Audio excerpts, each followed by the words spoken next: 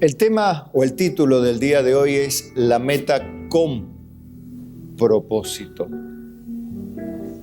Y antes de reflexionar en el título, vamos a leer Eclesiastés capítulo 5, verso 10, para de allí empezar a entender qué nos quiere hablar Dios en esta mañana, para ayudarnos a ser mejores creyentes. Y dice así: el que ama el dinero no se saciará de dinero, y el que ama el mucho tener no sacará fruto. También esto es vanidad. Cuando aumentan los bienes, también aumentan los que los consumen. ¿Qué bien pues tendrá su dueño sino verlos con sus ojos? Dulce es el sueño del trabajador. Coma mucho, coma poco, pero al rico no le deja dormir la abundancia. Hay un mal doloroso que he visto debajo del sol: las riquezas guardadas por sus dueños para mal, las cuales se pierden en malas ocupaciones, y a los hijos que engendraron nada les queda en la mano. Como salió del vientre de su madre desnudo, así vuelve, yéndose tal como vino, y nada tiene de su trabajo para llevar en su mano. Este también es un gran mal, que como vino, así haya de volver. ¿Y de qué le aprovechó trabajar en vano?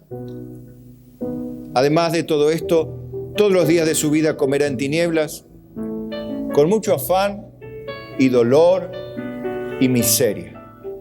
Amén. Hasta allí. Tome su asiento.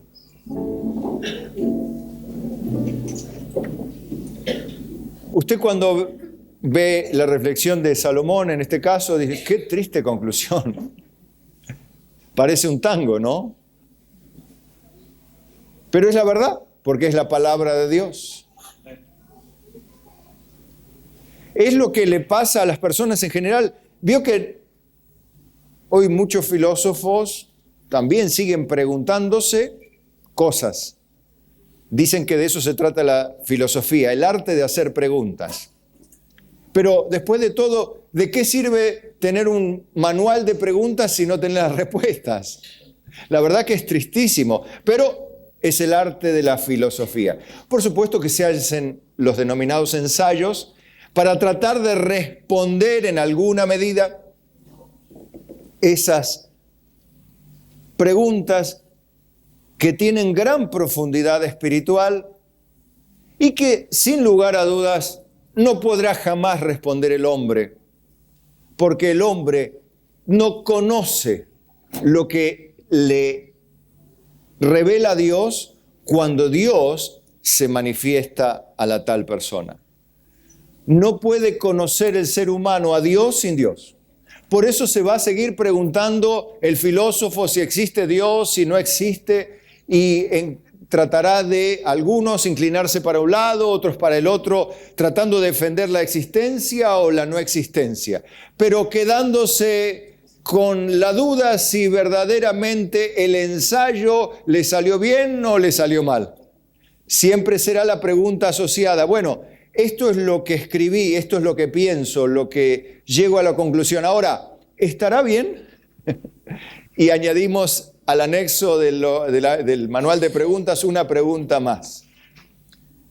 Pero qué bueno que un día Cristo vino y dijo: yo soy el camino y la verdad y la vida.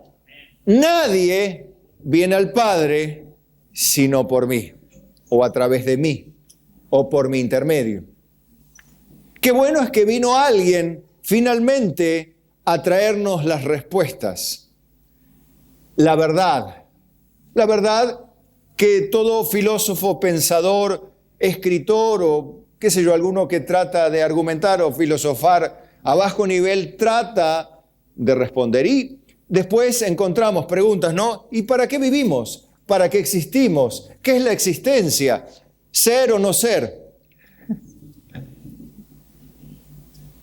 Pienso, luego existo.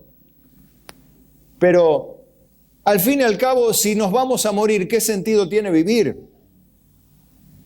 Si Dios no existe, entonces, ¿para qué hay un sentido moral? ¿Por qué las personas piensan que robar está mal? ¿Quién dice que está mal?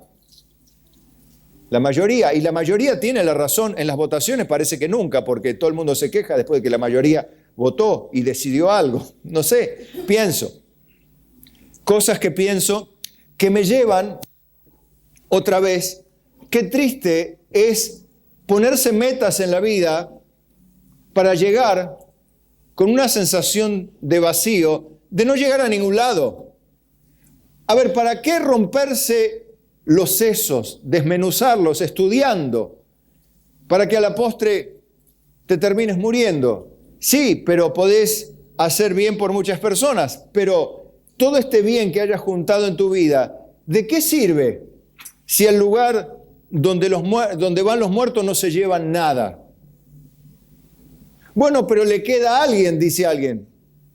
Bueno, pero vos no te llevas nada, entonces, ¿para qué hiciste lo que hiciste? Bueno, por alguien.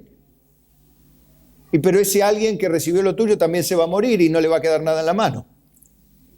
Y terminamos en círculos viciosos de interrogantes sin solución.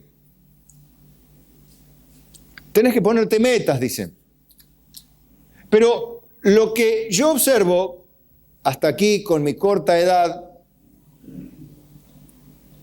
en comparación con lo que yo puedo observar en la vida, en referencia a lo que la historia me revela, lo que los hombres que vivieron mucho pensaron y escribieron, yo también observo que muchas personas, si no todas, se ponen metas en la vida y tanto como hacer buenos negocios, estudiar una carrera, y la aman, pero después me doy cuenta que no terminan siendo felices.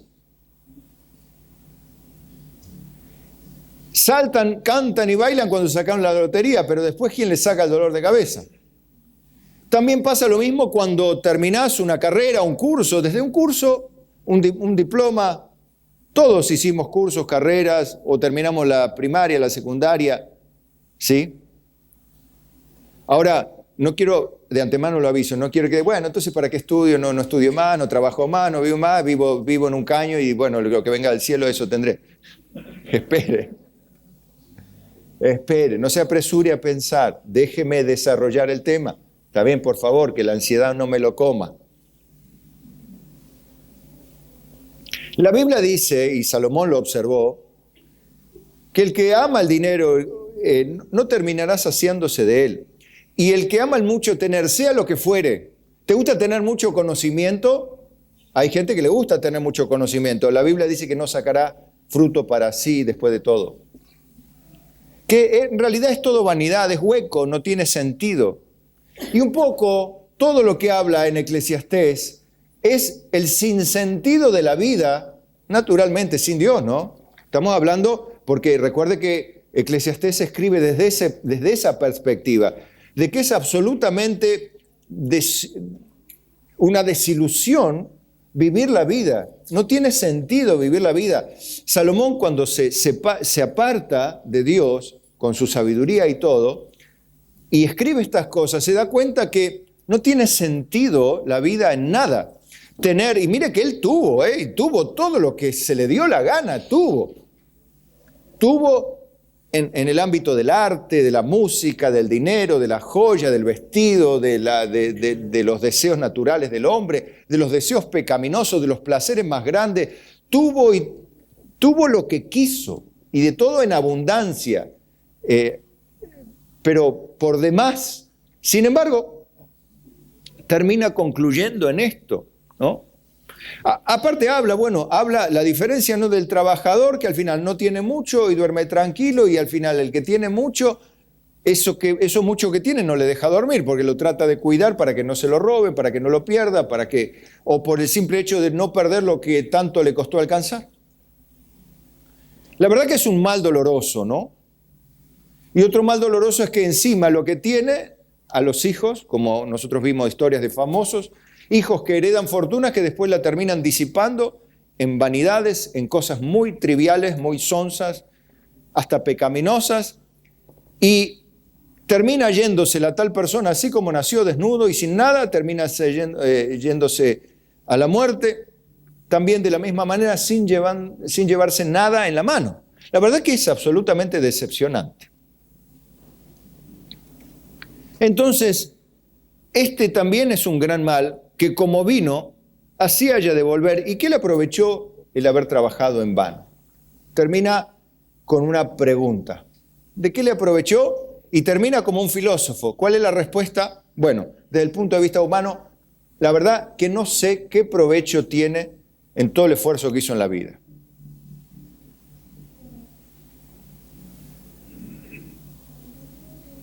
Además de todo esto, todos los días de su vida comerá en tinieblas, o sea, con una mirada oscura, o como no viendo la luz al final del túnel, si lo quiere ver así, afán, o sea, ansiedad, dolor y miseria.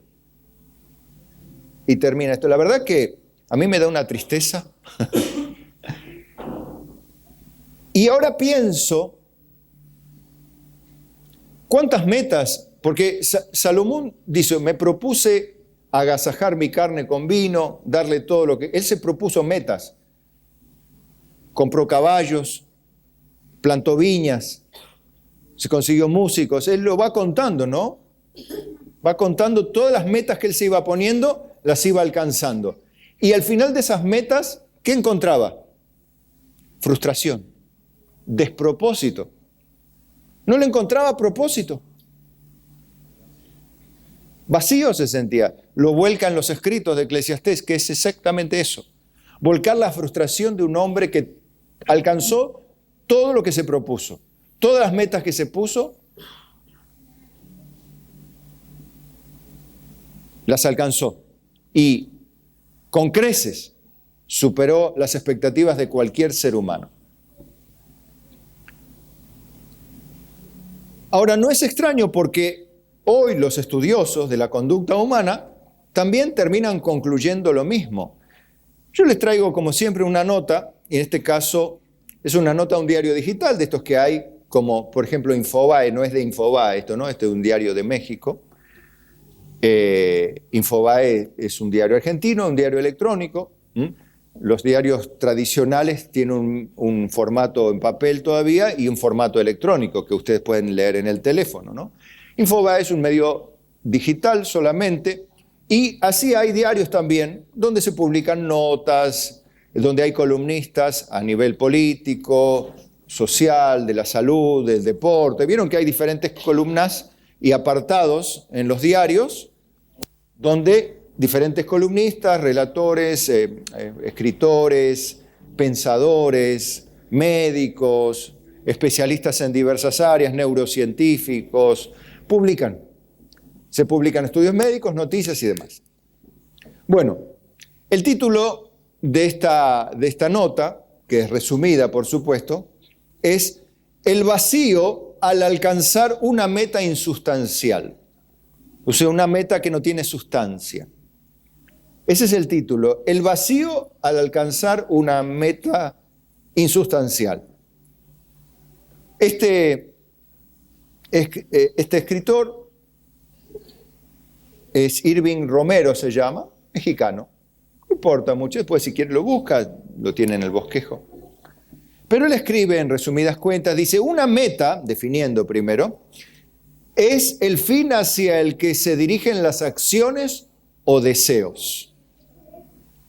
Tener una meta nos aporta psicológicamente un poderoso sentido de dirección y orden. ¿No le pasó eso que cuando usted tiene un objetivo, gasta lo que sea, invierte lo que sea para alcanzar esa meta? Usted tiene pasión por algo. ¿Se siente movilizado por esa meta o no? Usted quiere comprar algo y lo quiere comprar y lo quiere comprar y a veces es capaz de prenderle fuego a la tarjeta de crédito con tal de alcanzar el objetivo que usted quería lograr. Pero ¿cuánto le duró después de que consiguió lo que quería comprar? El gozo, ¿cuánto le duró? 15 días, como digo yo, ¿no? 20 a lo sumo. ¿Sí? se compró eso tan caro que quería. Y bueno, al principio lo cuidaba, que no lo toque, que no le pase nada, que no lo toque nadie. Y después lo agarra hasta el perro, ¿no?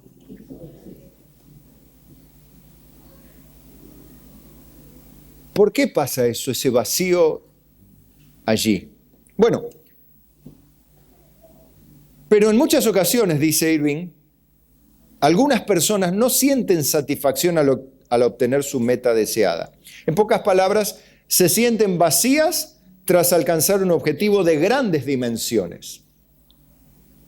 Esto no solamente es una apreciación subjetiva, o sea, no es algo que me parece que es así, sino que la neurociencia también tiene una explicación para ti, dice, ¿no? Cuando tienes planes y luchas por algo, tu cerebro libera con cada hito, o sea, llegar a la meta, dopamina, la hormona del placer.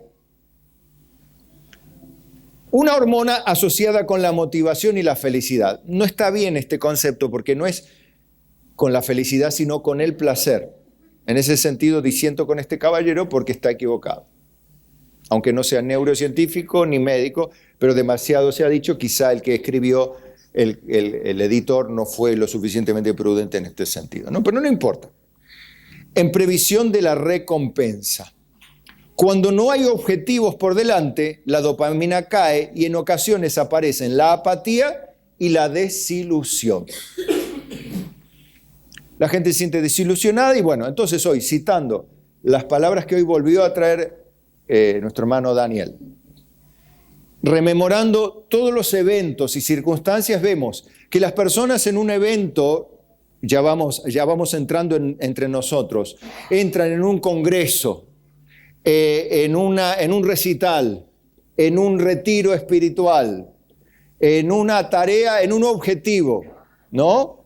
Donde el movimiento es grande, el esfuerzo es inmenso.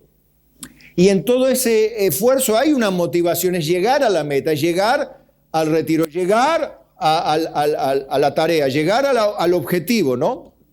Pero, ¿qué ha pasado después a las personas? ¿Qué les pasa? Que se les cae hasta la confianza en Jesucristo. Que de repente vos decís, si vienen así del retiro, tendrían que ser unos cristianos prendidos fuego.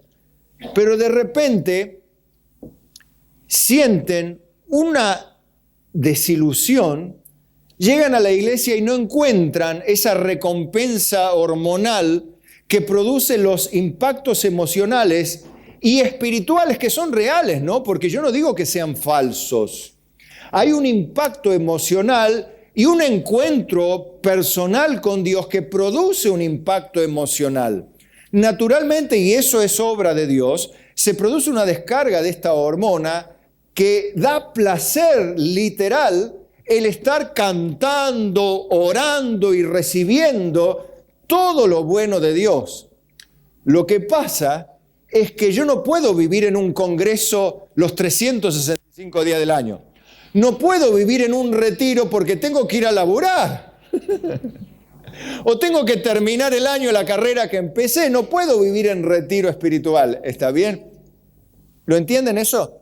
Pero el ser humano y el cristiano, y sobre todo el jovencito, la jovencita que no está entendiendo esto, le agarra una depresión, un pico de negativo, digamos así, de dopamina, por decirlo así, que se queda, dice, no, ¿para qué ir a la iglesia si no hay más de eso que yo había obtenido en el retiro? No hay más. Entonces, ni ganas ni de orar, ni de hablar, ni leer la Biblia, ni ir a la iglesia, ni cantar, ni nada. Y lo llamás y no pasó nada. ¿Por qué? Por eso yo digo siempre en términos cómicos, ¿no? ¿Cuánto le dura la gana? 15 días. Sí, pastor, vamos a romper todo, vamos a doblar acá, vamos a hacer allá, vamos a creer esto, vamos a crear lo otro. ¿Cuánto duró el entusiasmo del cristiano? 15 días. ¿Por qué? Porque hay algo. Alcanzó lo que quería, pero no le encontró el propósito por el cual lo quería alcanzar. Eso pasa muchas veces. Ahora usted está entendiendo por qué meta con propósito es el título del mensaje de hoy. Porque alcanzamos metas en la vida, cosas cosas que nos costaron. Y en la iglesia alcanzamos cosas, tenemos cosas, pero luego ni las valoramos. El otro día hablaba con uno de los hermanos que fue a congregarse en una iglesia donde no tenían ni techo, ni músicos, no tenían ni parlantes, o creo que tenían un parlante y medio ahí, por decirlo así. Cantaban con, no sé si con cassette o con pistas, o si cantaban, no me acuerdo bien. Pero es algo muy natural cuando no tenés una moneda para hacer una iglesia, lo único que tenés es un lugar cuadrado donde te lo prestan para que vos estés allí, para que no te coman los perros nada más. Y allí el gozo del Señor estaba y las personas se alegraban, hasta cantaban y danzaban, celebrando al Señor. ¿Y cómo es que vos tenés aire acondicionado, calefacción, sonido de alta fidelidad, cámara, video, tenés una pantalla, tenés texto, tenés celulares, tenés multimedia, tenés Google Maps, tenés lo que quieras? Y dice, no, pero no tengo ganas de ir al Santa Cena, bueno, no, pero ¿para qué? Si al final lo mismo. ¿Por qué pasa eso? ¿Por qué otros hermanos que no tienen nada saltan en una pata? ¿Y por qué a veces hay personas que teniéndolo todo, no hay nada que les venga bien? ¿Te preguntaste? ¿Cómo es posible? Yo eso lo viví muchas veces, porque yo también he ido a hacer misiones años atrás, ustedes lo saben, y he cargado en colectivo, me he ido, pero durante meses con bafle, con amplificador y micrófono, y allí con un cassette, no se ríen, ¿eh? Iba con el cassette y le damos vuelta el cassette de Miguel Ceja. Y ahí que le cantamos arriba los coritos de Miguel Ceja. Y cantamos muchas veces, tenemos unos cultos bajo el árbol, después nos prestaron el lugar de la municipalidad, pero ahí estamos, en el norte de Córdoba. Muchos meses lo hice y lo hacía con un gozo y venía cansado, con la alegría de llegar a mi casa. Mi esposa me estaba esperando, siempre yo llegaba a 12:20 con el último colectivo que venía del interior. Venía ese domingo a la noche y sabía que me esperaba mi esposa en casa con la comida, y yo traía las primicias que me daban los hermanos, me traían zapallo, huevos de campo, soja. Comíamos soja, hasta acá estábamos de soja, milanesa de soja, empanada de soja, tortilla de soja, carne de soja. Bueno, pero con el amor de los hermanos, ¿no? Que eso notamos, que cuanto más pobre es la persona, más desprendida es. Cuanto más dinero tiene, más agarrada, y no hay forma de sacarle una moneda. Bueno, es una cosa así. Los hermanos sacaban, si era posible, tomá, decía, pastor, llevá. No, ahora cuando tienen, no, mira, con la platita no. Yo quiero todo muy bien, pero la platita no. Bueno, es un poquito así, hermanos. No alcanzamos a disfrutar nada. Ya todo, le pasa lo que a Salomón, teniéndolo todo, ya nada le produce nada. Podríamos traer, qué sé yo, no sé qué podríamos traer acá, un equipo profesional de alabanza, qué sé yo, podríamos traer a uno de los chicos que cantan ahora, qué sé yo, díganme algún buen intérprete que les gustaría escuchar. ¿Qué sé yo? Barak, lo traemos, Evan Kraft, le gusta a alguno Evan Kraft, otro a Barak. O traemos a los muchachos de la IBI acá. Los de Hilson ya están grandes. Ya son como nosotros, están pasados de tiempo. Pero traemos a los chicos de la IBI, que ya de chicos no tienen nada, son grandotes, todos, por ejemplo. ¿Y qué? Vamos a escuchar música y después, y sí, pero... Sí,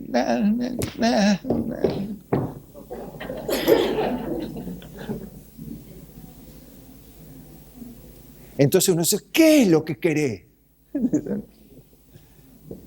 ¿Sabe por qué pasa todo esto, toda esta teatralización de la nada?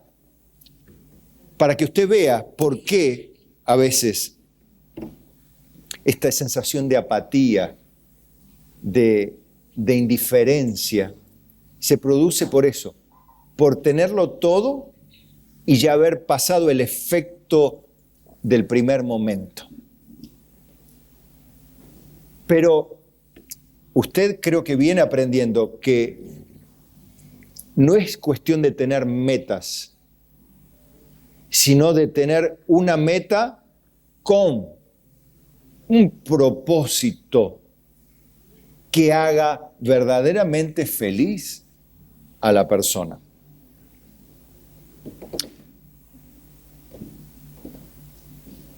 Fíjese que por empezar, cuando uno es cristiano, tendría que tener claro esto, lo que dice 2 Timoteo 1:8, que dice, por tanto, le dice Pablo a Timoteo, no te avergüences de dar testimonio de nuestro Señor, ni de mí preso suyo, sino participa de las aflicciones por el Evangelio según el poder de Dios, quien nos salvó y llamó con llamamiento santo, no conforme a nuestras obras, sino según el propósito suyo y la gracia que nos fue dada en Cristo Jesús antes de los tiempos de los siglos. Fíjese, aquí quiero que empiece a haber un principio, una regla, una verdad que se va a replicar en varios ejemplos, 4 ejemplos que le voy a traer, donde va a ver que Dios es el primero que establece una meta, pero la meta que Dios da tiene siempre un propósito, pero no el tuyo, sino el suyo. Ahí está el primer punto donde podés empezar a descubrir por qué tu vida o nuestra vida entra en una espiral de indiferencia y apatía, teniéndolo todo en la iglesia, no faltándote nada y todavía reclamando cosas que tendrías que tener, ni siquiera mirando las que ya tenés, que otros no tienen. ¿Por qué es que nos quejamos de lo que nos falta? Si ya tenemos los 99 para el 100, ¿por qué nos quejamos del peso que nos falta? Y así vivimos en miseria, dolor, como decía Salomón, y tinieblas durante todo el tiempo. ¿Por qué no vivimos en luz, en gozo y en alegría de manera constante o por lo menos casi constante? ¿Por qué siempre vivimos de picos circunstanciales a lo largo de la historia? ¿O por qué hay que ir a otro lugar del mundo a experimentar algo? Porque no estamos entendiendo que no es cuestión de ir a Colombia a recibir la unción del Espíritu Santo, como hacen algunos. O ir a Israel a recibir la unción en Tierra Santa. Las personas van, viajan, no sé cuántos dólares sale un viaje a Tierra Santa, no sé cuánto debe salir. Primero, algunos superministros lo hacen, pero para mentir más. Ese es otro asunto, y de paso aprovechar el viaje, pero ese es otro tema. Pero el hecho de que vayas a Tierra Santa, que puede ser muy linda la experiencia, ojalá puedas ir a Israel, acá una sola hermana fue a Israel. La verdad que está muy bueno, muy lindo conocer los lugares donde anduvo el Señor. Pero más allá de eso, no hay nada que añada, sino que puedas decir, ¿y quién te quita lo bailado? Pero lo bailado ya está bailado. Y no estás bailando, ya está bailado. Entonces, después de todo, ¿qué sirve que hayas ido a Tierra Santa? Porque si nada te quedó y a la tumba no te vas a llevar la Tierra Santa, sino que te van a tapar con tierra, pero no santa. ¿Me explico? Y por más que traigan de Israel Tierra Santa, va a ser tierra y no está bueno.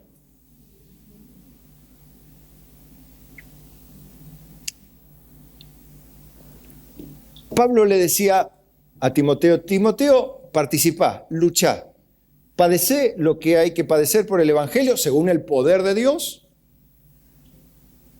porque es Dios quien nos llamó. ¿Pero para qué nos llamó Dios? Porque ahí está, qué bueno que ayudemos a la gente a aceptar a Cristo, ¿sí? A que se bautice. Pero, como hacían antes las campañas, ¿recuerdan las campañas evangelísticas? No, porque se convirtieron 5.700 almas en esta noche. Y después la otra noche se convirtieron 7.243 almas en esta noche. Y sí, y después que pasó la campaña, no quedó ni el perro de las campañas en la iglesia. Y hablaban de que no había un seguimiento, que yo qué sé. Para mí que no se convirtió casi nadie. Esa es la verdad. Porque si se hubiesen convertido, hubiesen tendido un propósito. Pero si el propósito es hacer que personas se entreguen a Cristo sin entender un propósito de vida, no hay sentido en que Dios te salve. ¿Para qué?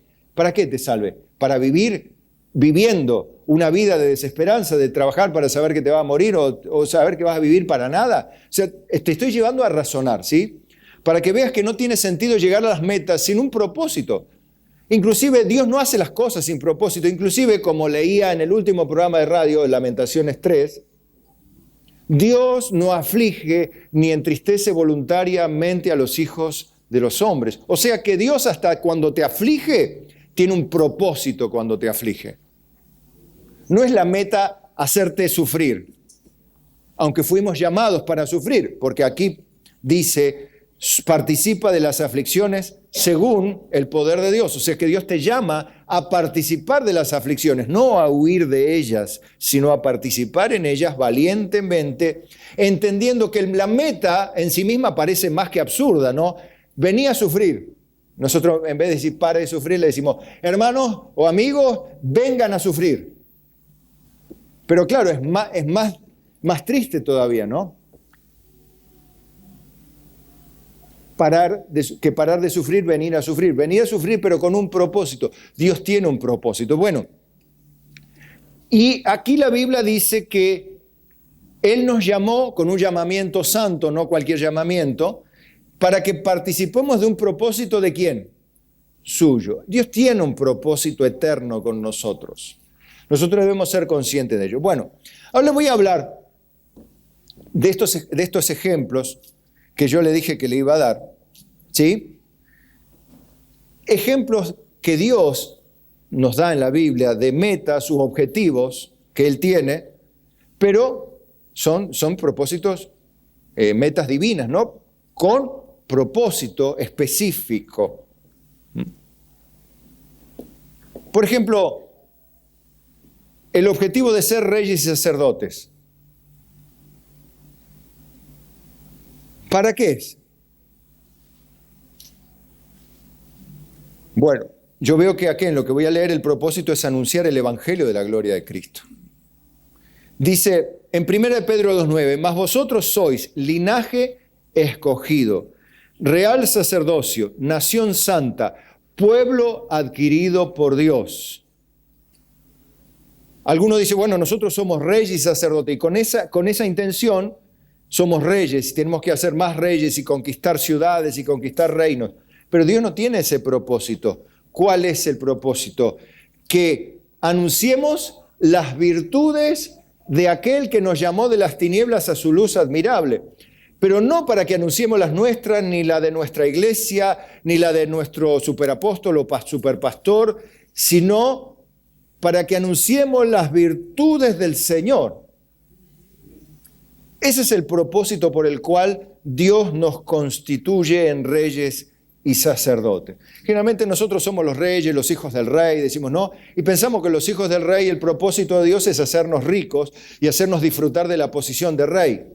No hay tal cosa en la Biblia, sino más bien el propósito de Dios es que anunciemos las virtudes. Entonces, cuando usted tiene un propósito, independientemente de que haya 5 en el culto o de que haya 100, mi propósito no es llenar la iglesia, mi propósito es predicar a Cristo en la iglesia. Mi propósito no es convertirlo a usted, mi propósito es sembrar la palabra en usted, porque yo no tengo ni como meta ni como propósito convertirlo a usted, porque esa obra la hace el Espíritu Santo, sino que el propósito de Dios es que yo sea un mensajero y que en eso persista, porque de esa manera Él ocupará su lugar para transformar tu corazón si Él te ha escogido antes de la fundación del mundo para que fuese santo y sin mancha por la eternidad. El objetivo es recibir poder y el propósito es ser verdaderos testigos. Ustedes vieron que a veces las personas se juntan, bueno, vamos a hacer un ayuno para recibir poder, porque Dios dará poder a su pueblo. Y la gente empieza a divagar, poder. poder, poder, poder, dice, ¿no? Porque el que tiene poder tiene el control, dice, el que tiene el poder tiene esto. Y entonces empezamos a fantasear con alguna clase de dibujos animados en nuestra mente, que nosotros tenemos el poder y dominamos los reinos de las tinieblas, y dominamos aquí, dominamos allí, yo lo tengo al diablo a raya. En mi casa el diablo está en el hall de entrada, en mi casa no entra porque yo lo tengo dominado, porque tengo el poder de Dios, ¿no? Tengo poder, poder, poder para acá, poder para allá, y vamos con el poder de Dios asustando gente. Digo asustando no por el poder de Dios, sino por la cara que ponemos.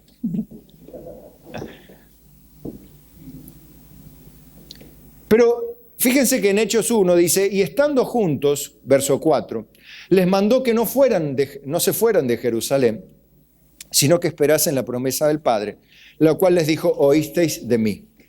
Porque Juan ciertamente bautizó con agua, mas vosotros seréis bautizados con el Espíritu Santo dentro de no muchos días. Entonces los que se habían reunido le preguntaron diciendo, Señor, ¿restaurarás el reino a Israel en este tiempo? Y les dijo, no os toca a vosotros saber los tiempos o las sazones que el Padre puso en su sola potestad, o sea, los secretos de Dios. ¿Recuerdan? ¿Y cuáles son los tiempos y las sazones? Y no sé, porque es un secreto. ¿Cuándo viene Cristo? Algunos se aventuran a decir la fecha. Es un secreto. Y punto. ¿No? Pero si alguien viene diciendo que Cristo va a venir, ahí se juntan miles de personas a escuchar los secretos de Dios, ¿no? Pero bueno, siempre va a haber público para todo. Pero también va a haber gente que escuche la palabra del Señor. Pero recibiréis poder cuando haya venido sobre vosotros el Espíritu Santo y me seréis testigos en Jerusalén, en toda Judea, en Samaria y hasta lo último de la tierra. Generalmente los cristianos quieren recibir poder porque dicen, bueno, con el poder yo mantengo al diablo a raya, hablo en lenguas, de esta manera puedo mantenerme más tiempo venciendo al pecado, supuestamente.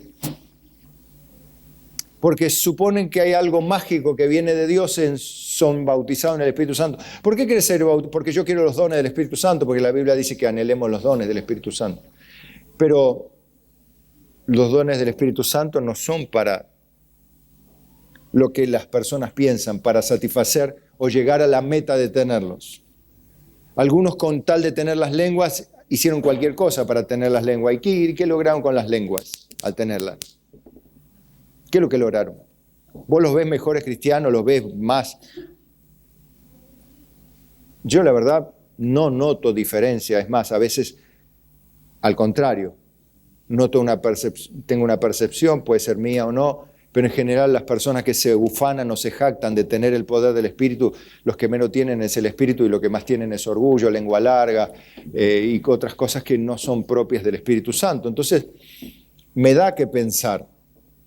¿Saben por qué? Porque no estamos en el propósito suyo, sino en nuestras metas. Nuestra meta es tener las lenguas, nuestra meta es tener el Espíritu Santo. Y cuando tenemos el Espíritu Santo, lo utilizamos para aquello que nos satisface, supuestamente, ¿no?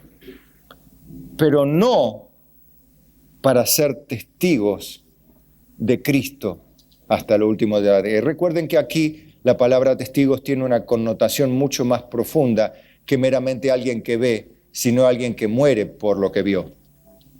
¿Sí? Está dispuesto a morir por contar lo que Dios hizo en su vida. Ese es el propósito de Dios, morir por su causa. Miren esto, ¿han visto gente haciendo campañas de prosperidad? Hacer una campaña para recibir más dinero. Gente orando y reclamando, el dinero venga a nosotros ahora. El dinero venga a nosotros ahora. En el nombre de Jesús, por supuesto. En el nombre de Jesús, ahora. ¿Sí? ¿Han visto de eso? Hay de todo. El que tiene más años en el Evangelio ha vivido un abanico de experiencias de este tipo y predicadores itinerantes que traían de todo tipo de ensaladas, ¿no? De las más dulces a las más amargas, pero ninguna era la comida de Dios. Eran solo ensaladas. el objetivo de multiplicar nuestros bienes. Dios multiplica, ¿es un Dios de multiplicación o un Dios de disminución? Bueno, según el caso, ¿no? Porque en Malaquías dice que lo que habéis juntado en un soplo yo lo disiparé. ¿Pero a quién? A la gente mezquina, claro. Y a la gente que se ocupa de sí mismo, no del pueblo de Dios, en el caso de Malaquías del templo de Dios, ¿no? Sino que se ocupaban de sus casas, de sus propias vidas, sus casas artesonadas, y mi casa está desierta. Decía, yo todo lo que han juntado en un soplo lo disiparé. Bueno, en ese caso Dios multiplica, pero en general Dios es un Dios que multiplica. Él da fuerzas al cansado y multiplica las fuerzas al que no tiene ninguna. Y también en 2 Corintios 9 dice, verso 6, pero esto digo, el que siembra escasamente también segará escasamente, y el que siembra generosamente, generosamente también segará. Cada uno dé como propuso en su corazón, no con tristeza ni por necesidad, porque Dios ama al dador alegre. Y escuche, y poderoso es Dios para hacer que abunde en vosotros toda gracia, a fin de que, teniendo siempre en todas las cosas todo lo suficiente, abundéis para toda obra buena. ¿Cuál es el propósito entonces? Abundar en buenas obras de generosidad, en términos financieros y en todo término que sean riquezas, intelectuales o cuales fueren. O el tiempo, que el tiempo es oro. El tiempo bien invertido es dinero bien invertido. Es invertido, y mucho más si es en el reino de los cielos. Como está escrito, repartió Dios a los pobres, su justicia permanece para siempre. Y escuchen otra vez, verso 10, y el que da semilla al que siembra y pan al que come, proveerá y multiplicará vuestra sementera y aumentará los frutos de vuestra justicia. ¿Para qué? Para que estéis enriquecidos. ¿Pero para qué? En todo. ¿Para qué? Para toda liberalidad, la cual produce por medio de nosotros esa acción de gracias a Dios. O sea, ¿para qué Dios nos da más? Para que podamos dar más, con mayor libertad, para que no estemos contando el peso si apenas tenemos para nosotros. Sino para que tengamos la libertad de, si hay alguna necesidad, toma, hermano. ¿Hace falta algo para la iglesia? Vaya ahí, tome. ¿Hace falta pagar una deuda? Paguemos. ¿Para qué vamos a estar pendientes de eso? Paguemos. Listo. No quiero que te preocupes de lo material, quiero que te preocupes de mi reino y su justicia primeramente. No que esté ocupado de las necesidades, de las deudas, que la tarjeta, que los pagos, que aquí hay. No. Dios dice, no, te doy más, tomá más y ocupate de mi reino. Pero nosotros, no, Señor, dame más. Y vamos a una campaña de prosperidad para cubrir las deudas. No es esa la forma de Dios. Y nosotros después pagamos todas las deudas y después ¿qué? Y después no le sacás una moneda al creyente ese, pero ni para comprar un sándwich. ¿Por qué? Porque alcanzó la meta, era pagar las deudas, no tenía un propósito el alcanzar la multiplicación de Dios. ¿Cuál era el propósito? No tenía propósito. La meta era alcanzar a pagar las deudas o comprarse algo. Eso es la prosperidad. O quería comprar el auto, se metió, compró el auto y ahí está el auto, ahí tenés el auto. Ya está. ¿Y después? Terminó. Después viene el seguro del auto, las cuotas del auto, las patentes del auto, los impuestos provinciales, los impuestos municipales, que son más que los provinciales. ¿No? Y después, que no te lo roben, que no te lo rayen, que el naranjita no te lo toque, que te lo estacione, que lo metes en estacionamiento, que no te den un portazo, que lo llevas al supermercado, que no te den un portazo y no te abollen la puerta, ¿no es cierto? Cargar nafta, que sea premium, porque si nafta super, si no aguanta, tenés que meter premium, la premium está más cara que la super. Entonces después tenés más dolor de cabeza que el auto, no sé para qué compré el auto, pero estoy hasta acá del auto. Entonces, nosotros vivimos así, vivimos alcanzando metas. Para colmo, Banco Galicia, alcanzá lo que querés.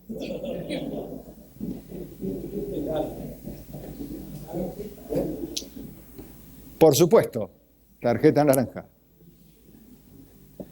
Bueno, ¿y qué con eso? ¿Qué con eso? O sea, alcanzámoslo, pero después, y hasta los profesionales dicen que se siente un vacío increíble.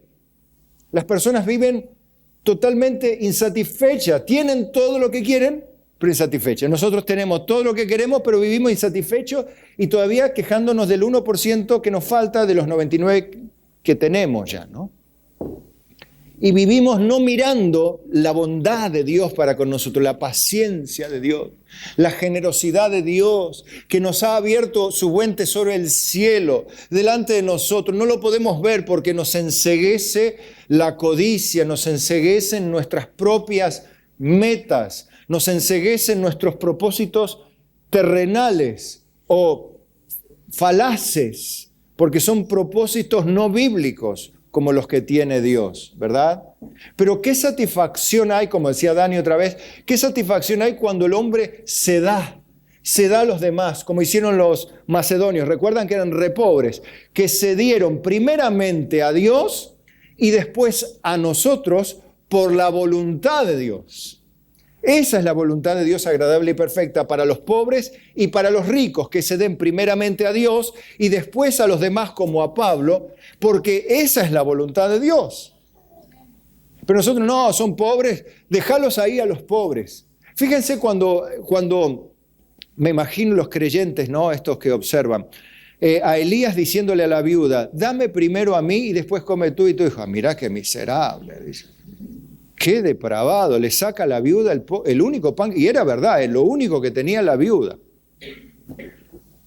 Pero ¿por qué hace eso Dios? Para desafiar a las personas que están mirando lo equivocado.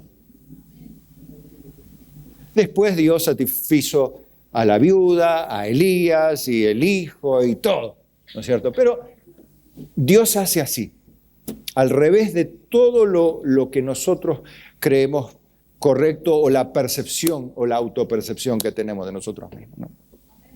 Bien. El objetivo de Dios es que seamos salvos sin obras, no por medio de las obras, ¿verdad?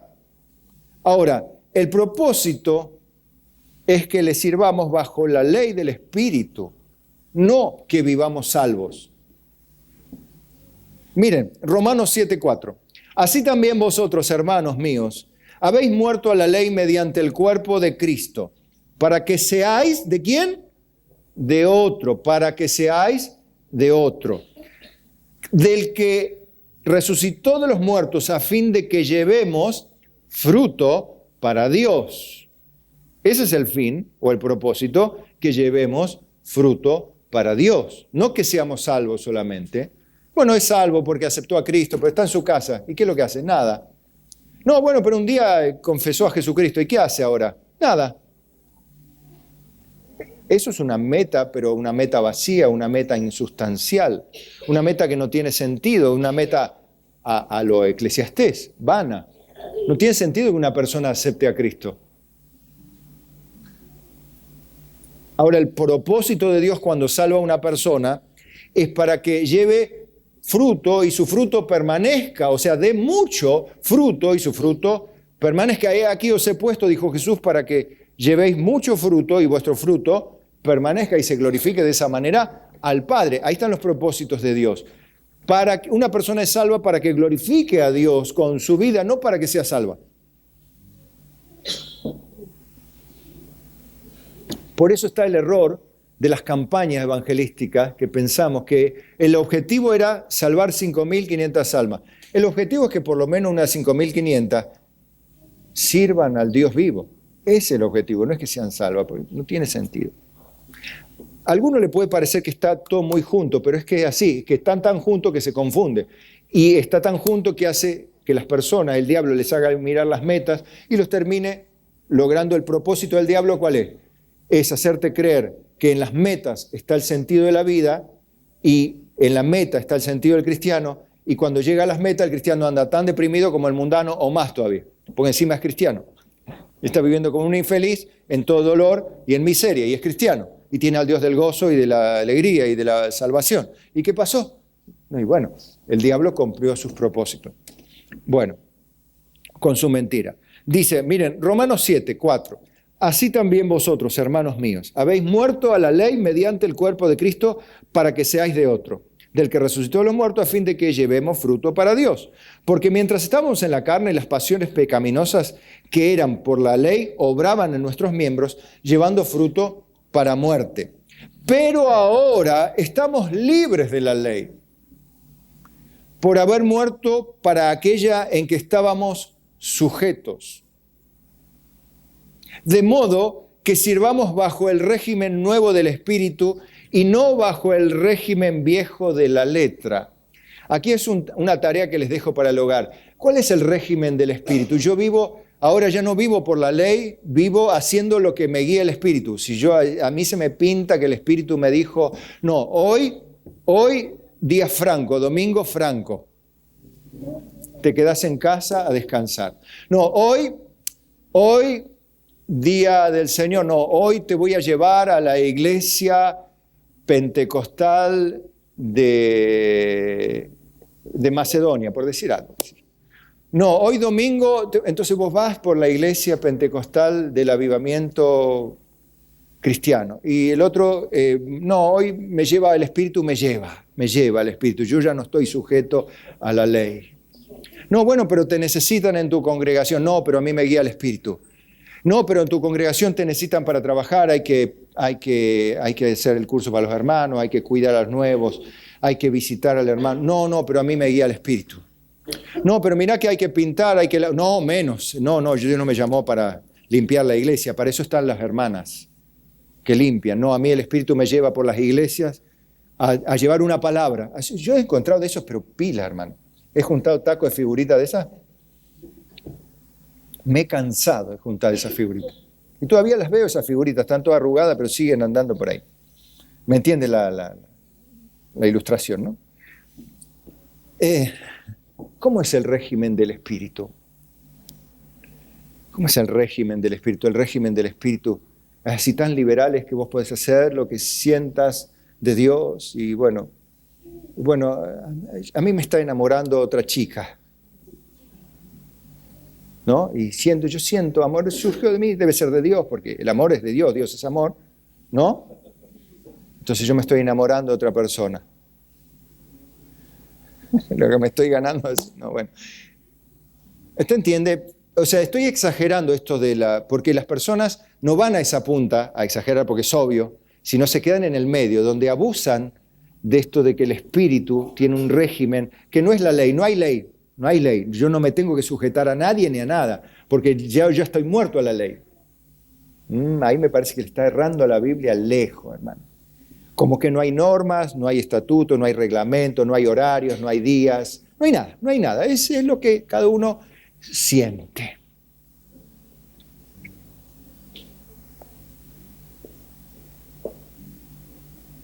O ignoráis, dice 1 Corintios 6, 19, que vuestro cuerpo es el templo del Espíritu Santo, el cual está en vosotros, el cual tenéis de Dios y que no sois vuestros, porque habéis sido comprados por precio. Glorificad pues a Dios en vuestro cuerpo y en vuestro espíritu, los cuales son de Dios. ¿Qué es el espíritu de quién es? De Dios. ¿Y el cuerpo de quién es? ¿Y de quién no es el cuerpo y el espíritu? Nuestro, no es nuestro. O sea, eso que llevas puesto encima de tu espíritu no es tuyo.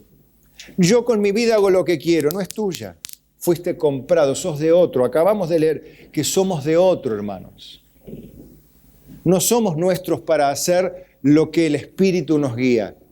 Ahí hay una confusión muy grande. Quiero que vea que Dios tiene un propósito, sino para que nos sujetemos a la ley o el régimen del Espíritu. El régimen del Espíritu demanda un grado de santidad mayor, un compromiso mayor, un esfuerzo mayor, no un esfuerzo menor. ¿En qué áreas debo hacer un esfuerzo mayor que en el Antiguo Testamento? ¿O en algunas, o en una, o en todas? En todas. En todas. Aquellos principios reguladores en el Antiguo Testamento son los que debo estudiar para poder superar el compromiso que Dios demandaba de su pueblo. Eso quiero que sepan, porque el propósito de Dios al que seamos salvos no es para que hagamos lo que querramos, sino para que tengamos un compromiso mayor, un sacrificio mayor. Y vivir con ese propósito te da sentido, hermano. Claro que te da sentido, porque si fuiste comprados por precio por alguien que te libró de la muerte para que le sirvas y le ames, tiene sentido. ¿Por qué? Porque sabes que todo lo que hagas para el Señor no es en vano. Por eso dice 1 Corintios 15:58, hermanos amados, estad firmes y constantes, creciendo en la obra del Señor siempre, sabiendo que vuestro trabajo en el Señor no es en vano. No es en vano. Todo lo que hagamos, hermano, si lo hacemos con propósito de corazón. ¿Recuerdan que Pablo, cuando visitaba las iglesias, les exhortaba a que con propósito de corazón permaneciesen firmes en el Señor, ¿no? Para que haya un propósito, digan conmigo, pero de corazón, no una meta. Entonces ahora, cuando trazamos planes para el año, metas, retiros, actividades juveniles, de niños, ¿cuál es el propósito? Bueno, ahí ustedes tienen que encontrarle, ¿por qué hago lo que hago? ¿Por qué vengo a la iglesia el domingo? Llegué, ya está, me siento. El propósito es que le adoremos en espíritu y en verdad. Dios nos trajo para eso, para que le adoremos. Y si no tengo ganas, no está en cuestión o en análisis el que tengamos ganas o no. Si Dios nos llamó y nos salvó, es para que cumplamos el propósito, para gloria suya. Entonces, cuando vos dices, estoy cumpliendo el propósito de Dios, no te desalientan las críticas, los abandonos, la soledad, las contrariedades, la enfermedad. No te derrumban. ¿Por qué? Porque vos estás sirviendo al Dios vivo. Porque vos estás luchando por la voluntad de Dios, no por la tuya. Cuando uno hace algo por otro, naturalmente tiene fuerzas, hermano. Cuando vos te acercás a alguien que sufre, estás dispuesto a hacer un esfuerzo mayor. Cuando vos lo único que querés es alcanzar algo, te cansás de eso, te cansás de la religión. Eso le va a pasar a muchas personas que ustedes van a ver que las van a invitar a la iglesia y van a venir y van a llegar a la iglesia porque lo que querían era buscar una iglesia y encontraron una iglesia donde las personas son buenas, cantan, oran, leen la Biblia y no se mienten entre ellos. Póngale. Pero cuando vos te cansás de ver que hay personas que más o menos bien cantan, oran, estudian la Biblia y no mienten, de repente te terminás cansando de eso, porque la meta era llegar a encontrar una iglesia. Por eso las personas, después de visitar tantas iglesias, no se congregan más. ¿Por qué? Porque la meta era tener una iglesia. Ahora, cuando tu meta es servir a Cristo, al Dios vivo, no importa si Cristo te lleva a Afganistán, o te lleva a Irak, o te lleva a China, o te lleva a Rusia, o a Bielorrusia, no sé dónde te lleve Dios, pero allí vos vas a estar contento por más que los vengan degollando a los creyentes, por más que los vengan matando, no porque los degüellan justamente, sino porque están sirviendo al Dios vivo, porque ahí hay propósito de Dios. Hay un propósito, es que las almas se salven y se comprometan. Hermano, por eso la misericordia al perdido debe ser algo, no un objetivo de ganar dos, como decíamos hoy, que todavía me la deben, la del 19, la del 20, la del 21, la del 22 y ahora el alma del 23. ¿Recuerdan? El discípulo del 19, del 20, del 21, del 22, ya me deben 5 discípulos. No, hermano. El propósito no es ganar a alguien, sino el propósito, cuando ustedes sepan qué lindo es traer a alguien y a ese alguien enseñarle a guardar todas las cosas que nos ha mandado, es ayudarle a entender, de entrar en el grupo, en la familia de Dios, entrar en confianza, entrar en la hermandad, entrar en el afecto fraternal, en la ayuda mutua, en la paciencia mutua. Vení, yo te voy a enseñar a pelear con los hermanos. Vení, y los enseñás a lidiar con hermanos. Porque sabés que acá no hay santos con alas. Acá hay santos pero sin alas. ¿Usted vio un ala acá? No. Hay santos pero sin alas. Y cuando hay santos sin alas hay que lidiar con esos santos. ¿O no? ¿O no? No mienta. Hay que lidiar con los santos, pero hay que aprender a lidiar en Cristo, no como el diablo, a las piñas. Con falsedad, con odio, con sembrando discordia entre hermanos. No, es lidiar teniendo paciencia, dándole tiempo, dando oportunidad, aprendiendo a conversar, a exponer las razones. Eso cuesta, hermano, pero también da mucho gozo cuando la persona dice, mirá, este se peleaba con cada persona que pasaba por la calle, ahora cada problema que tiene lo soluciona conversando con la palabra de Dios.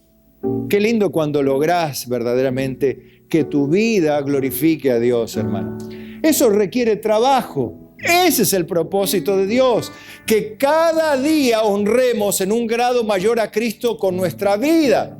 Que cada día se vea a Dios en nosotros, que verdaderamente podamos decir, yo me alegré con los que me decían, a la casa de Jehová iremos.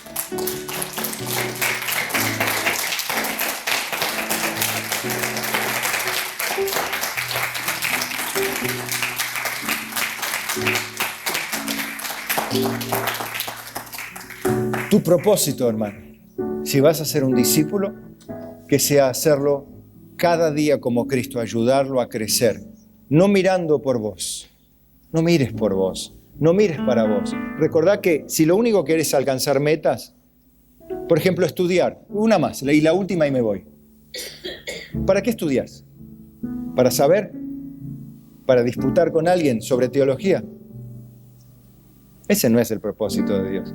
Pues Dios dice, no discutan, no contiendan sobre opiniones, porque es para perdición de los oyentes. Y nosotros, no, porque yo sé, te voy a disputar y a muerte te voy a ganar. Que no tenés razón. ¿Y qué pasó? Y gané, el otro quedó humillado, pero el problema es que se perdieron los oyentes. No me importa, es cuestión de ellos. Bueno, evidentemente no está entendiendo el propósito. El propósito de Dios era estudiar, no. La meta tuya era estudiar. Ahora, si vos tenés una meta, estudiar la palabra del Señor, sea para enseñar a otros. Por eso, esto encarga a hombres fieles que sean idóneos para que estos también puedan enseñar a otros. Entonces, ¿para qué aprendo yo aquí la Biblia? Para enseñarle a usted y para que usted, ¿qué? Le enseñe también a otros. Pero antes, ¿cómo debe ser usted? Fiel. ¿Oramos? Padre, en esta mañana gracias por tu palabra, gracias por tu amor, Señor, gracias porque tú nos ayudas a discernir la razón de por qué. Tantas veces nos desilusionamos, nos frustramos, nos quedamos vacíos, apáticos, nos quedamos como sin ganas de nada, Señor, porque hemos alcanzado un montón de metas en la vida cristiana, pero ninguna de ellas, o por lo menos muchas de ellas, no tienen el propósito con el cual alcancé esa meta. Nunca lo pensé de esa manera, Padre. Nunca pensé en propósitos divinos, en propósitos santos, en el propósito tuyo. Apenas me remití a mi meta, a mi deseo, que me movilizó, me motivó a gastar dinero, a invertir tiempo. Y una vez que llegué, me quedé. Pero, Padre, hoy reconozco que no es lo mismo tener metas que metas con propósito divino. Me doy cuenta, Señor, que muchas veces el pueblo de Cristo erramos. porque no tenemos propósitos divinos en nuestro corazón, sino metas insustanciales. Por lo tanto, líbranos de este error. Ayúdanos hoy en esta Santa Cena a humildemente volvernos a Dios y comenzar, replanteándonos la diferencia, a caminar en otras nuevas metas, pero que tengan un santo, eterno y divino propósito. Para tu gloria, Padre, dándote gracias, te encomendamos nuestras vidas en tus manos y todos decimos amén. Amén.